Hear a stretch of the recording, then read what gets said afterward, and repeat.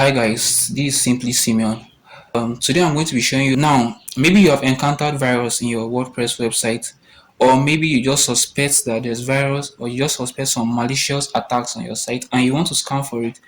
And then sometimes you have a virus attack and then you are not able to access your WordPress website and you want to do away with it. So today I'm going to be showing you how you can scan for virus in your WordPress website, but we are going to be doing this directly from your cPanel. First of all, you have to log into your cPanel with your cPanel details.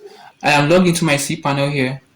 So now we're going to be moving into this procedure on how you can do this. The virus scanner is only available for Namecheap users.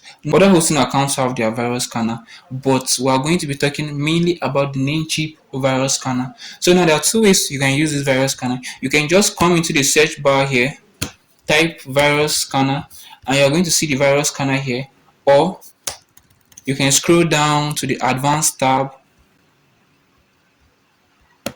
When you scroll down here, you're going to see something here called the virus scanner. Let's click on the virus scanner. Now you're going to select which part of the website you want to scan. If it's the scan, you want to scan the entire home directory. Scanning the entire home directory, now you're going to be scanning every part of this cPanel. Even if you have two websites, you'll be scanning the two websites at the same time. If you have only one website, you're scanning only that one. And if you have up to 10 websites on this cPanel, you are going to be scanning all the 10 websites at the same time. On the second option here, we have scan mail. Now your mails are also connected to your cPanel. In fact, you create your mails in your cPanel. So if you select this option here, you will not be scanning the files of the website. You will only be scanning the mails of the website. The third option here, we have it. You are going to be scanning the FTP space of the website. That's the directories of the website individually.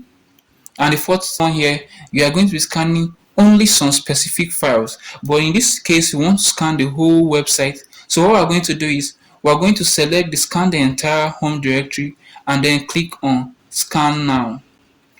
Now our website is scanning. We're going to give it time. This takes a while, so I'm not actually going to allow it. I'm not shorten the video. I'll just wait for it to scan, and once it's done scanning, then I will continue this video.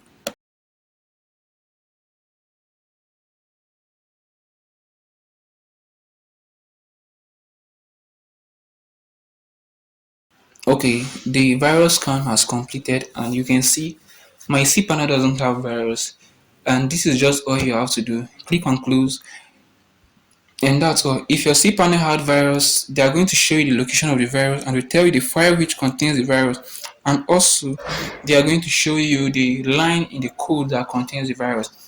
If in case the cPanel method doesn't work for you on checking your virus, please drop a comment below and I'm going to make a video on how you can scan for virus directly in your WordPress dashboard. Don't forget to subscribe to this channel and I'll be dropping more videos